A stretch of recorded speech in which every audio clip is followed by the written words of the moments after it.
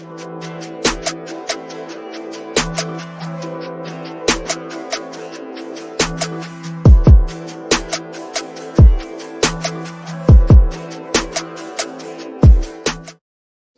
grabar en un momento. Permítame, por favor, antes de comenzar esta conversación, hacer una oración para que el Señor use cada palabra, cada frase.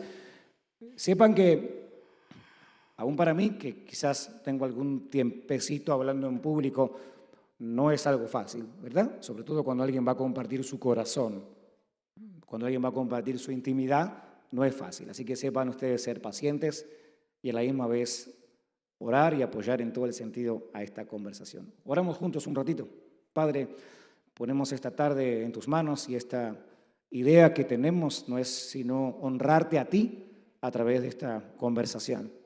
Y en este día especial que hemos separado, quizás diferente a los demás, un día anticipado, es para celebrar tu nombre, para ver tu gracia y para compartir historias de vida, historias de redención, historias de amor, aún a través del dolor, aún en medio del dolor. Espíritu Santo, guíanos en esta conversación y aunque hayamos anticipado algún tópico, algún tema, sé tú quien nos guíe exactamente para ahondar y profundizar en lo que nuestros hermanos, amigos y familia en la fe necesita escuchar en el día de hoy. Ponemos este tiempo en tus manos en el nombre de Jesús. Amén. Vamos a comenzar con Angie. La idea en esta tarde es hacer algunas preguntas que lógicamente, anticipadamente, las hermanas saben de qué se trata. Sin embargo, como oré hace un momento, vamos a pedirle al Señor que guíe nuestra conversación y que podamos enfatizar en lo que realmente conviene que digamos o lo que realmente conviene que las personas que están ahí escuchen.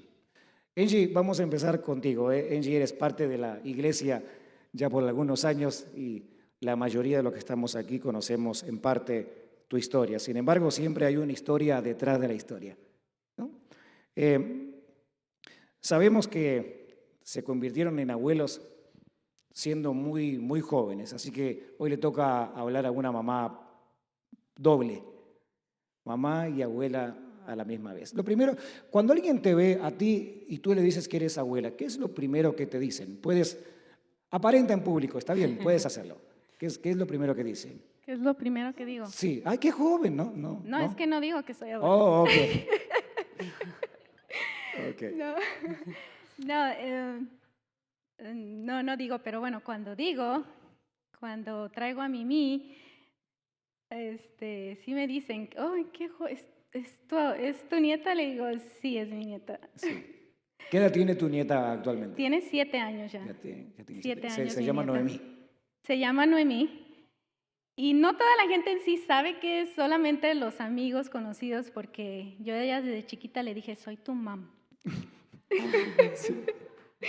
Sí, hay una historia rapidito sobre eso, porque cuando ella empezó así a hablar, oh, mam, soy tu mam, y mam, mi hija es su mami, y yo soy tu mam.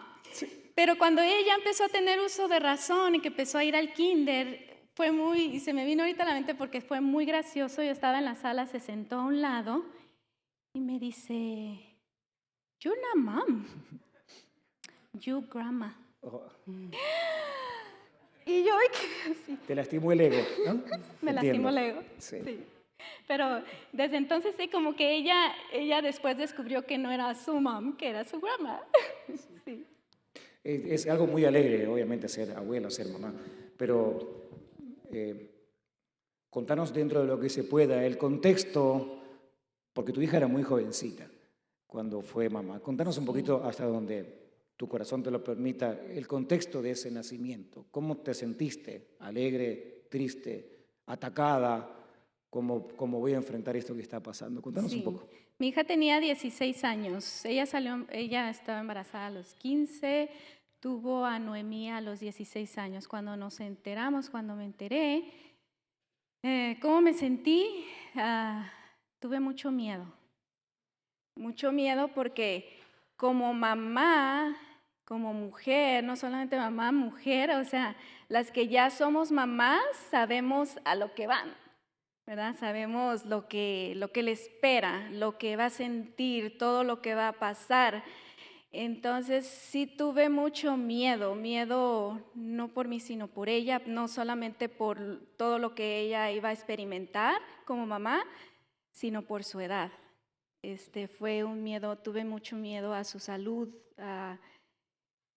sí, por su edad, o sea, tuve mucho miedo, o sea, mucha preocupación, muchas preguntas, tuve muchas emociones, o sea, sí, yo creo que no, sinceramente yo no tuve tiempo en sí pienso yo que como ahorita ya la edad que tengo, me puedo sentir más preparada y sentir más una alegría, que creo que no sentí esa alegría que muchas abuelas he conocido que sienten cuando van a ser mamá. En mi caso, no, esa no fue mi sentir. Entonces te sentiste como mamá más de Noemí que abuela. Cuando nació. Cuando nació. Sí, cuando nació, sí, yo lo que sentí, dije, ok, yo tengo 3 hijos, mi hija mayor fue mamá, pero sentí que yo tenía ya 4 hijos. Sí. Entonces ya no tengo 3 hijos, tengo 4. Entonces, porque hoy, o sea, yo no estaba pensando lo que iba a hacer mi hija, lo que tenía que atender mi hija. Yo tomé esa responsabilidad, yo sentía eso, pues, ok, tengo 3, trabajo, hago esto ahora, ¿cómo le voy a hacer con 4? Si ya no quería 3 y ahora tengo 4. Yo nada más quería 2, así todo eso, pues, hasta que uno piensa, ¿no? Pero dije, 4, ok, pues, a ver cómo le hago. Sí. Quiere decir entonces que te sentiste un poquito más responsable de lo que deberías haberte sentido. En otras palabras, ¿cómo nos enseñas a poner un límite al mismo corazón? Porque tu hija iba a ser mamá, ibas a ser abuela, pero a la misma vez también te cruzabas un poco la raya de ser no abuela, sino mamá.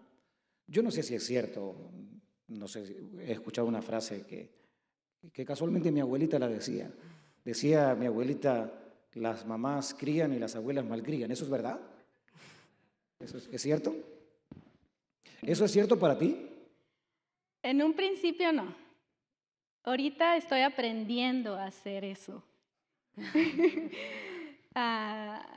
a ser abuela. Entonces, por varios años en el principio sí me costó ser eso, porque fui mamá.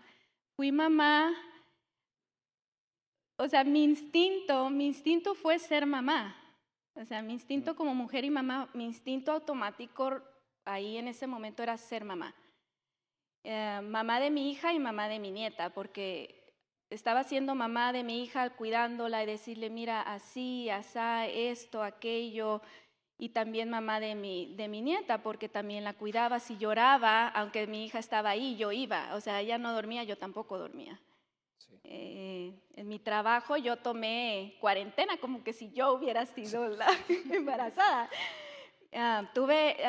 Dios fue muy bueno conmigo, o sea, tuve mucha bendición en eso. Creo que Él tenía un plan para todo y todo lo preparó y todo se dio, porque en mi trabajo yo no sabía, mi jefa me dijo, sabes, ella sabía mi situación, sabes que tú puedes tener maternity leave porque tu hija es menor de edad. Entonces yo de verdad, porque a mí me preocupaba mucho, mi hija va a estar sola, yo no puedo dejar de trabajar, voy a dejar de trabajar. Entonces todo esto yo sentía, y cuando ella me dijo eso dije, gracias Dios, porque yo me tomé toda la cuarentena, o sea, o sea, y estuve con mi hija y la ayudé, la atendí, o sea, yo estoy muy agradecida en ese aspecto, o sea, con Dios, porque Él abrió puertas en ese aspecto, y todo lo que yo me preocupaba en ese momento, lo que yo temía, los miedos que yo sentía, Dios iba proveyendo cada miedo, iba quitando cargas que yo no tenía por qué tener, sino que Él se iba haciendo cargo de eso. Sí. Excelente. ¿Es una última pregunta para hacer? Yo sí. ¿Puedo preguntar? Sí. Sí, ok, perfecto. Gracias, mi amor. ¿Cómo nos enseñarías a marcar límites, pero límites saludables? ¿Cómo nos enseñarías como abuela de una nieta preciosa, que tu hija en su momento era menor y ahora no lo es, ya maduró la idea? ¿cómo nos enseñarías a marcar límites? Hay una voz interna que uno siempre tiene, que las mamás tienen. Esta voz la tienen las mamás más aguda que los papás, siempre en un sentido extremo de responsabilidad. Y a veces los hijos, y ahora me pongo en posición de hijos y nietos aún, que somos pícaros y sabemos la debilidad, podemos como entrar en esa parte del corazón y de la mente de las mamás y manipularlos desde adentro. Hay hijos que piden algo a su mamá y de inmediato lo tienen. De inmediato. No importa el costo. ¿Cómo marcamos límites? Pero límites saludables. Claro, sí entiendo la pregunta. Tuve que aprender lo que eran límites saludables, ¿verdad? En mi caso, creo que como mamá, como lo dije, el instinto es ser mamá primero antes que abuela. Entonces, como mamá, yo quería suplir todo eso, pues mamá, o sea, mi nieta también. Y Dios me mostró que no tenía que pasar esos límites con respecto a mi hija y su hija de ella, que es su hija de ella. Oh. Y es ahí cuando yo empecé un poquito a hacerme así como un pasito para atrás y confiar en mi hija. Una vez que yo le enseñaba, dejarla, darle la oportunidad a que ella fuera mamá. Entonces, sí me costó, pero aprendí y realmente en mi caso no fue difícil porque mi hija es muy responsable. Siempre desde el primer momento fue muy responsable con su hija. Y aunque yo estaba ahí, ella muchas veces me hizo saber que no necesitaba estar ahí, que ella podía. Wow. Y eso para mí fue shock porque es como oh, no me necesitas. Yo también te puedo ayudar, ¿no? O sea, pero no, entonces ella fue tomando responsabilidad y me siento muy orgullosa de eso porque en realidad puedo ser abuela gracias a eso porque ella tomó control de su maternidad, de su hija. Realmente ella es una mamá muy responsable, la cuida muy bien, o sea, y eso me da oportunidad a mí de ser abuela. Pero sí tuve que yo marcar esos límites saludables en decir, ok, mi hija es la mamá, no soy yo, sí. ¿Verdad? Ella puede. Es un arte ser mamá y es un arte ser abuela, como lo estamos aprendiendo juntos en esta tarde. Angie, vas a predicar el domingo que viene. Te lo digo desde ahora para que vayas tomando tus notas. Pueden aplaudir ustedes a Angie, no es fácil. No es fácil compartir el corazón en tiempos como este. Nancy, estoy esperando toda la semana este momento. No. Nancy y Roberto son una bendición para nosotros. Roberto fue la persona que comenzó el servicio en oración hace un ratito. Y Dios nos regaló la participación en familia de esta familia en particular, esta familia singular, ahora parte de la comunidad en la fe. Y quien conoce a la familia Rafael saben que tienen una bendición extra, que tienen una responsabilidad extra. Yo en un momento más voy a contar la locura que Karen hizo, que es tu hija de la que vamos a hablar, al segundo día de conocerme. Si ustedes se quieren reír y se quieren reír de mí, esperen un momentito a escuchar. Nancy, fuiste mamá de Karen, que es tu primera hija, y Karen tiene el regalo, la bendición, el extra de ser una niña especial. Fuiste mamá de ella siendo joven, ¿no es así? Sí, a los 19 años. 19 años. Me quedé embarazada y bueno, tuve a Karen a los 20 años. Sí.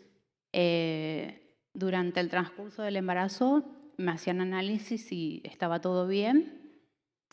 Y los 3 meses, alrededor de los 3 meses, es cuando me dicen que no estaba creciendo bien dentro de mi panza. Entonces, para mí fue un shock porque ya desde el primer mes del embarazo estaba esperando a mi bebé y ya tenía el cuarto armado completamente. Y eso fue para mí como, wow, el cuadro perfecto se estaba desmoronando. Sí. Entonces me empezaron a medicar, me empezaron a dar unas pastillas que hacían que ella pudiera crecer bien durante el transcurso del embarazo, porque era más pequeña de lo normal. Y tenía un control riguroso, iba todas las semanas. Y bueno, cuando resulta que a los 7 meses voy emocionada, porque yo siempre esperando lo mejor, positiva ante todo, a pesar de la noticia, es cuando le miro las caras a los médicos y me asusto. Era un ultrasonido y es cuando se van afuera, vuelven a entrar y me dicen que me tenían que hacer una cesárea de urgencia porque la nena se estaba muriendo. Bueno, me hacen la cesárea, yo tengo preeclampsia, casi me muero. Entonces, lo único que recuerdo, porque al tener un ataque es presión, veía todo nublado, pero recuerdo que me la traen a Karen. Era tan pequeñita porque era como una ratita, yo le decía, pesó 1 kilo, 250 gramos, era muy chiquita. Y me la dan y yo recuerdo que hasta ella tiene una marquita acá y yo la vi, era un ángel. Y en medio de todo lo que estaba nublado le doy un beso en su frente y se la llevan. Y ahí me duermo, no me vuelvo a despertar hasta estar en mi habitación. Cuando me despierto en la habitación, no tengo a mi bebé y salgo caminando, me encuentran en el ascensor, me tienen que llevar la silla de ruedas porque todavía no estaba preparada para caminar después de una cesárea. Y cuando me llevan al cuarto de neonatología es cuando me agarra una crisis terrible, porque la bebé esa hermosa que yo había visto no era lo que había visto en ese momento. Era su piel toda transparente, llena de manchas, y lo más terrible que yo no la podía tocar. Así que así empezó la historia de mi bebé, o sea, el principio. La segunda pregunta que Pau tiene para hacerte. Cuando Karen fue creciendo, ¿no? ¿Alguna vez tuviste vergüenza? No de ella por ser especial, sino por ahí al hacer algo o algún comportamiento, o por ahí porque la gente no sabía cuál era el problema que ella tenía. ¿Te pasó algo así alguna vez? Por cierto, físicamente vimos unas fotos hace un tiempo, ¿no? Cuando era más chica, sí. No se ve ninguna deficiencia en ella. No se ve porque la llevé desde muy pequeña y hice todo lo posible por darle toda la terapia que podía, a pesar del pronóstico que me daban, porque cuando la voy a ver ese día por primera vez, me dicen que se iba a morir, que no iba a vivir. Entonces, era un día a la vez y estuvo 1 mes y medio. Yo al mes recién pude tocarla a ella, o sea, metía las manos dentro de la incubadora, pero con unos guantes, tenía oxígeno, había perdido oxígeno, o sea, era un cuadro terrible. Pero la primera vergüenza, yo lo llamo entre comillas, era cuando las llevaba a las consultas al médico. Había otras mamás con sus hijos, o sea, no eran especiales como la mía, y me preguntaban qué edad tenía. Entonces, porque decíamos, ay, qué linda bebé, y Karen era preciosa, era una bebé bellísima, y yo le quitaba edad. Entonces, cada vez que me preguntaban, le iba quitando edad, y así, hasta que yo creo que lo más duro para mí fue sacarla de la sociedad donde yo me involucraba. Yo prefería que alguien me la cuidara y trabajar antes que ser mamá. Qué reto grande. Ujú. Voy a cambiar el tópico para no llorar. Karen, dentro de las cosas graciosas y terribles que esta muchacha pícara hace, y ahora van a entender por qué mi reclamo para esta nena especial, el segundo día, segundo o tercer domingo que vinieron como familia, no me acuerdo muy bien, había terminado la reunión, yo estaba charlando con algún grupo de hermanos en la salida del edificio, y Karen vino, no sé cómo explicarlo, qué palabras usar, no sé qué palabras usar desde un púlpito o desde una conversación como esta, pero lo que ella hizo fue tocarme las nalgas. No sé cómo explicarlo de otra manera, pero Y te pusiste colorado como un... Ustedes imagínense una persona que me aborda de esa manera, ¿no? Me han insultado, me han pegado, se han enojado, pero nunca, recién te conozco, ¿qué pasó? Y de vez en cuando, en confianza, ella tiene la costumbre de saludarme amorosamente de esa manera. ¿Cómo es, para terminar con Nancy, cómo es tu vida hoy? Hablamos solamente de la primogénita, pero después se añadieron más bendiciones. ¿Cómo es tu vida hoy? ¿Cómo es tu vida como familia? ¿Cómo la familia se mueve alrededor de esta bendición, de esta responsabilidad extra a lo que es ser mamá? Bueno, es un desafío. Yo creo que ninguna de las mamás que estamos acá dejamos de ser mamá o de aprender a ser mamá, porque es un desafío todos los días. Pero lo que puedo decir es que cuando me ocurrió todo esto, yo no conocía del Señor. Por eso viví muchos cuadros. Tuve que ir a psicólogos, que la verdad que el psicólogo cuando me veía me decía que yo era muy madura, que por ser tan joven, como llevaba a cargo todo, como me felicitaba. Y yo lo que no quería que no me diga eso, yo quería que me dé una ayuda. Pero porque yo me veía como que no, que todo lo que hacía estaba mal, o sea, no ser la mamá completa que tenía que ser. Entonces, nosotros recién hace 15 años que nos hemos convertido, hemos conocido del Señor, y ahí es cuando cambió todo. Ahí es cuando aprendí a ser una mamá que no se avergonzaba, porque hemos pasado por situaciones muy difíciles. Como vos decís, las fotos que viste de Karen, ella era una nena muy bonita. O sea, cuando la veías, te vendía esa foto de nena hermosa, bonita, que se porta bien. Pero cuando comenzó la adolescencia, fue un cambio muy duro. Entonces, fue un desafío. Sus comportamientos, sus violencias, sus frustraciones. Yo calculo que para cualquier chico cuando empieza la adolescencia es difícil. Imagínate ella que no se puede expresar, hablar otro idioma. En la escuela donde le hablan todo inglés, en la casa le hablábamos todo español. Ella tenía sus frustraciones y bueno, era un desafío para mí. Para todos en la casa, sus hermanas, integrarla con sus hermanas.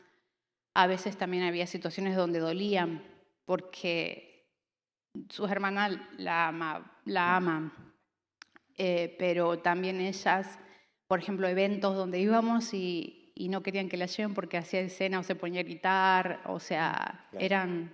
Ahora, como la ven, es una belleza. Sí. Pero hay momentos que... Salvo que comience a saludar a la gente como me saludó a mí. Claro. Ahí las cosas cambian. Pero no, sí, había momentos donde también no podíamos salir a los restaurantes, le agarraban ataques, una vez trató de ahorcarme, o sea, momentos y situaciones que hacían que nosotros como que retrocedíamos. Me hacía acordar como cuando yo la quería dejar de nuevo al cuidado de alguien, pero no lo hice. No lo hicimos como familia, no lo hicimos y fue Dios el que me ayudó a vencer esas cosas, a vencer mis temores, Sí. a ayudarla a ella, a comprenderla, a amarla, porque no sé cómo explicarlo, a veces es fácil decir de qué manera hacer las cosas, pero aplicarlas es totalmente diferente. Sí, y bueno, y más que nos encanta ser sociables y romper, o sea, con eso de decir, ok, ¿cómo hacemos para estar socialmente activos? Y no lo hicimos. Dios nos ha ayudado, Dios nos ha bendecido, lo vemos como algo para nosotros que es de beneficio, realmente. Ella está en nuestra casa y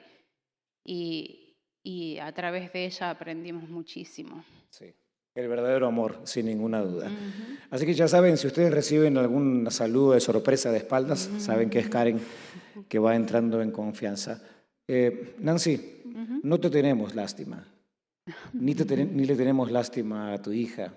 Lo que vemos es la gracia de Dios, no solamente en tu vida como mamá, sino en la vida de Karen como una niña especial que viene con una misión especial. No solamente para que vos aprendas como mamá o Roberto como papá, sino para que todos los que estamos con ella realmente aprendamos lo que es amar de verdad, lo que es la inocencia, lo que es expresar lo que uno verdaderamente siente. Y si ella tiene que seguir saludando a la gente de la manera que me saludó a mí, que lo siga haciendo. A ella se la podemos perdonar. Aplaudimos, por favor, a Nancy y a la familia. Gracias.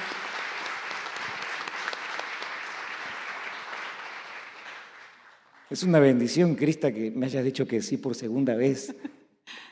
La primera vez te saqué palabras, no sé ni cómo fue que hice para que hablaras, pero el Señor nos ayudó tanto en esa conversación.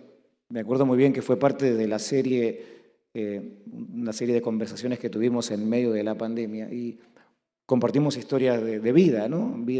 Historias de vidas reales en el medio de la pandemia y me acuerdo que en esa oportunidad compartiste tu corazón y quedamos todos conmovidos, no solo por la tormenta que te tocó vivir, sino por ver a Dios dándote tanta fuerza para eso. ¿Cuánto hace ya que perdiste a tu esposo? ¿Cuánto tiempo hace que eres viuda? 1 año, 11 meses. 11 meses. Y cuéntanos cuántos hijos tienes. Tengo 3 niños, de 16, de 9 y de 5. Sí, ¿cuál es el que corre? ¿Cuál es El grande, más de grande? 16. Sí, el más alto. Correcto. Sí, perfecto. ¿Y cuál fue tu reacción cuando perdiste a tu esposo? ¿Cómo te sentiste? Sí, tu reacción. Es una pregunta directa. Directa. ¿Cómo uno se siente? Y no es una pregunta directa hecha de manera torpe, sino que contanos qué sentiste. Entré en shock. Nosotros estábamos de vacaciones en nuestro país, en Guatemala. Cuando recibí la noticia, pues no lo podía creer, o más bien no lo quería creer. Sí. ¿Había algún índice de enfermedad en tu esposo? No. ¿Había la posibilidad que pudiera partir? No. No. Así que más sorpresa todavía, ¿no? Más sorpresa. La mente como que obviamente no quiere aceptarlo. Estando lejos, utilizábamos la tecnología y hacíamos videollamadas y al rato enterarme pues que él ya no estaba, fue un estado de shock en el que entré porque no quería creerlo, no podía creerlo. Sí. ¿Y cuál fue la reacción a tus hijos? ¿Cómo reaccionaron? ¿Cómo tú al enterarte, no sé, tuviste el valor o cómo pudiste? ¿Cómo explicárselo? ¿Cómo explicárselo? ¿Cómo hiciste? Por la situación que se dio, no pude explicarles, no quise explicarles de la manera en que yo me enteré porque fue una llamada telefónica, entonces yo tuve que regresarme para todos los trámites de funeral y ellos quedaron con mi mamá y se enteraron 2 semanas después. por la situación empezaron a escuchar, empezaron a darse cuenta. Preguntarse dónde está mamá. ¿Dónde está mamá? ¿Dónde está papá? Porque se hacían llamadas diarias y ¿por qué ya no? Entonces, al transcurrir del tiempo, mi mamá fue tratando de explicarles poco a poco y a las 2 semanas recibieron la noticia del fallecimiento de su papá. ¿Cómo funciona una madre? Yo lucho con algo todo el tiempo, cuando me toca explicarlo o definirlo. Lucho mucho con la confusión que existe en personas como tu caso, solas, viudas, en cuanto a que la señora o el señor, cualquiera sea la situación, tenga que tomar el rol del otro. Normalmente, vulgarmente decimos, oh, entonces tú eres mamá y papá. Realmente no es así. No eres mamá y papá, a no ser que seas un extraterrestre, que seas hombre y mujer en el mismo cuerpo y que hayas procreado por ti misma, teniendo huevos como gallina, es que eres mamá y papá a la misma vez. Realmente quiero explicarte eso y ojalá te ayude a entender, si es que ya no lo procesaste. Tú eres mamá, 1000% mamá. La mujer sola es mamá, el papá solo es papá. La mujer sola no es mamá y papá, eso es una mentira. Y discúlpenme que yo les desarme todo el argumento, no es papá, no es hombre. A no ser que tenga mitad cuerpo de uno y mitad de otro, la mujer es mujer y su rol es ser mujer. Y si es mamá, es mamá. ¿Están de acuerdo conmigo los que están aquí en el piso, verdad? ¿Sí? Ojalá también tú estés de acuerdo porque tu rol es de mamá. Y ahora viene la supermamá. Todo esto fue el preámbulo para entrar en esto, porque es un arte. Si hay alguien que puede modelar entre nosotros el arte de ser mamá, eres tú. Porque atravesar, aunque cualquier situación siempre es dura, el hecho de no tener a tu compañero de vida con el que decidiste morir, con el que decidiste terminar tus días, de repente una figura de líder te es arrebatada de un día para otro, tal cual como lo estás contando ahora. ¿Cómo comenzaste a funcionar en ese rol de madre sin meterte a ser padre? ¿Cómo hiciste? ¿Cómo haces? ¿Cómo sobrevives? Enséñanos, por favor. Yo creo que mi fe en Dios ha hecho que todo vaya funcionando poco a poco porque no es nada fácil. Tuve muchos miedos. Él era el proveedor económico y yo quedaba en casa cuidando a los niños, entonces siempre como que, ¿qué voy a hacer ahora? Pero Dios ha ido abriendo puertas, todo se ha ido dando poco a poco. Hemos estado viviendo día a día, aprendiendo a vivir día a día sin preocuparme por el futuro que va a pasar mañana. Yo sé que Dios tiene el control de nuestras vidas y Él es el que ha ido proveyendo y dándonos todo lo que hemos estado necesitando. Es tremenda la lección que está dando.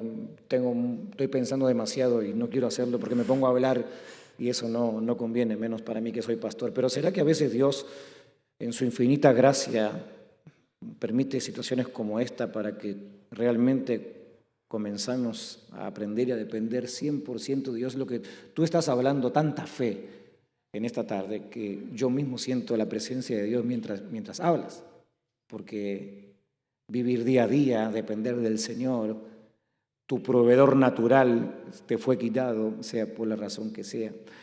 Pero puntualmente terminamos con esto. ¿Cómo pones en práctica tu rol de madre en la ausencia de papá? Quiero ser más claro en esto.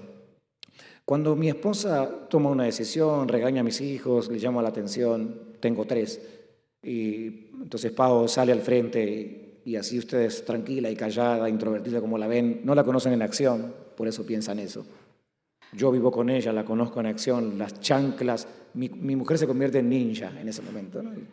¡Fa! Y de acá, y yo digo, no le va a pegar, y ¡sa! Y ¡pa! Se la pega de ahí, grita Timoteo, ¡ay, me pegó! Una puntería terrible. Cuando ella se agota, o agota su haber, entonces llego yo de la calle, del trabajo, de donde sea, entonces yo tengo el reporte de lo que no se pudo hacer. Entonces ella me dice a mí, Bueno, ahora hay que decirle, hay que corregir a Nicole en esto, o Timoteo hizo esto otro, y le hablo y no me hace caso. Es la conversación de siempre, de todo matrimonio. Digo, bueno, ¿y por qué no se lo dijiste? No, porque no me hace caso. Entonces ahí entro yo, ¿verdad? Que por cierto a mis hijos les encanta que yo los regañe, porque no lo haga más. Listo, y termina ahí, ¿no? Pero eso es un cuento aparte. Ahora, ¿cómo haces tú para no tener un respaldo en esa parte, en esa área en la que otros sí la tenemos? O sea, tú tomas una decisión y te tienes que mantener firme en ella y tienes que tomar el rol de líder, no de papá, pero sí de líder. Ahora, en los próximos 30 segundos, explícame qué siente una mujer, mamá, líder de su propia casa. ¿Cómo toma decisiones y cómo se mantiene en ellas? Trato de hacerles entender que somos un equipo, que yo no puedo trabajar si ellos no colaboran conmigo, ellos necesitan de mí también, entonces trabajamos en conjunto, aunque no siempre es miel sobre hojuelas, pero tratamos de hacer lo mejor posible. Eso sí, he notado, obviamente, el cansancio, el llevar los niños a la escuela, 3 horarios diferentes, prácticas, deberes, los quehaceres de casa. Me frustro muy fácilmente. Sí. Entonces, como que el carácter explosivo, se puede decir. Pero es lo mismo del todo el trajeteo que llevo en el día, pero al final del día lo que pido a Dios es que cargue nuevamente mis energías para un nuevo día y poder comenzar otra vez. Eres una mujer extraordinaria, eres una madre extraordinaria. Y no extraordinaria sino porque la palabra lo dice, sino porque realmente no eres una mujer ordinaria, no eres común. Alguien que es común no soporta esto, ni vive con eso encima, ni tampoco tiene esa sonrisa que tienes tú. Eres el producto de la gracia de Dios, eres una mujer de fe y por eso te damos este aplauso a ti.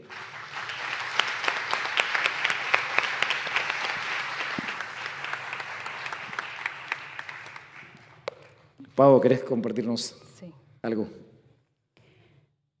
Ahí está. Quería leerles algo que por ahí estuvimos buscando, es como un poema o un escrito. Cuando una madre dice que está cansada, ¿eso es todo lo que quiere decir? No se refiere que quiere dejar a su hijo y olvidar que él o ella existe. Cuando una madre dice que quiere pasar un tiempo sola, ¿eso es todo lo que quiere decir? Ella no está diciendo que se lamenta por ser madre y que la maternidad es un error en su vida. Cuando una madre dice que necesita ayuda para hacer las cosas, ¿eso es exactamente lo que quiere decir? Ella no está diciendo que sea incapaz. Cuando una madre prepara espaguetis para la cena, eso no significa que haga espaguetis todos los días de la semana y que su hijo sea un niño que no sabe comer verduras y carnes. Cuando llegas a la casa de una madre y te enfrentas con un ambiente desordenado, no significa que todos los días en esa casa haya desorden. Cuando una madre dice que le encantaría salir con sus amigas, ¿eso es todo lo que quiere decir? No significa que quiere volver a ser soltera y vivir la vida como si no tuviera responsabilidades. Cuando escuchas a una madre gritar, no significa que solo ande gritando por el mundo. Probablemente ha hablado 300 veces con un tono de voz normal. Cuando veas a una madre nerviosa, al borde de la locura, no significa que todos los días está en esa situación. No invente falsedades para juzgar a alguien, y mucho menos a una mujer que todos los días, en todo momento, abandona su propia vida para vivir la vida de otro ser que ella sabe que es mucho más importante que ella. En el mundo no hay un ser humano capaz de rendirse y donar tanto como una madre. En la Biblia encontramos ejemplos de mujeres que arriesgaron, como dice lo que acabo de leer, arriesgaron y por ahí dejaron su vida para criar o para poner en primer lugar la vida de sus hijos.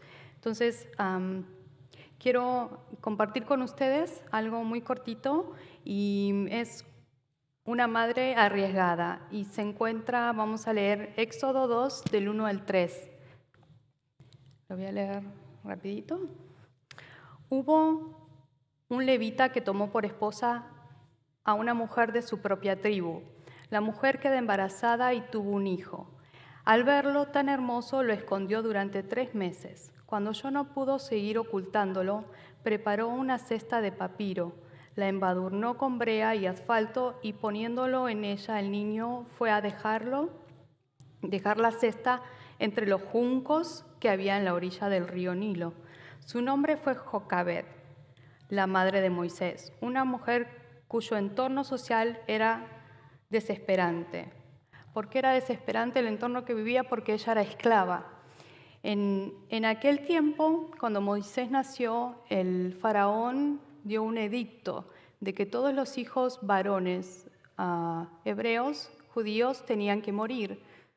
¿Pero por qué? Porque el pueblo crecía cada vez más y los egipcios tenían miedo de que ellos podían hacer alianza con otros pueblos y poder atacar a los egipcios.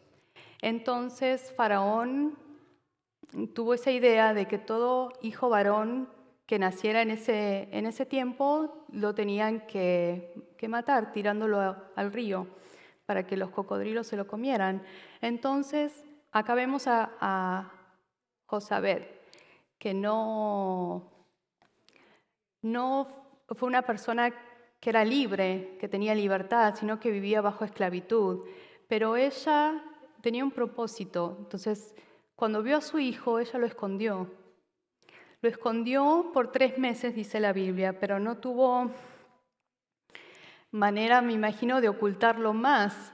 Entonces, fue una mujer arriesgada, porque ella desafió al faraón también. Entonces, lo que yo veo de ella es que ella, primero, tuvo muchísima fe. Una fe arriesgada también. Lo que hizo fue meter al niño, armar una cesta y meter al niño y mandarlo, llevarlo por el río para poder salvar al niño. ¿Sí?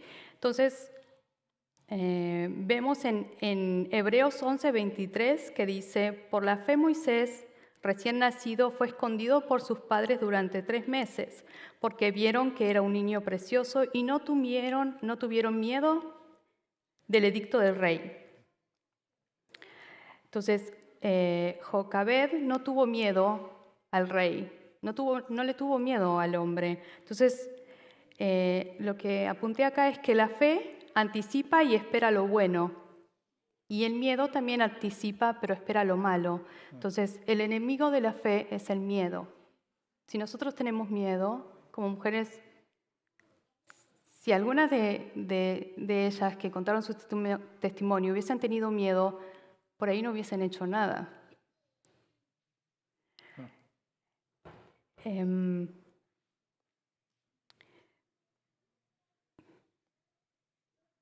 Perdón, pero esto es mucha tecnología para mí. Entonces, le dije que vemos que en primer lugar ella tenía en su interior un tesoro que es llamado fe. Entonces, pudo vencer el miedo a través de la fe. Y las pruebas que vienen a nuestra vida nos ayudan para poder sacar lo que nosotros tenemos dentro, vencer el miedo y poder hacer y seguir adelante. En segundo lugar, vemos que Jocabed ministraba fe a su familia. No solo ella tenía fe, sino que ella la daba a su familia. Entonces ella tuvo 3 hijos y los 3 hijos siguieron en el camino de Dios. Ella crió a Moisés lo suficientemente como para que Moisés supiera bien quién era Dios. En la Biblia nos cuenta el relato que cuando ella deja al niño en el río, su hermana iba siguiendo,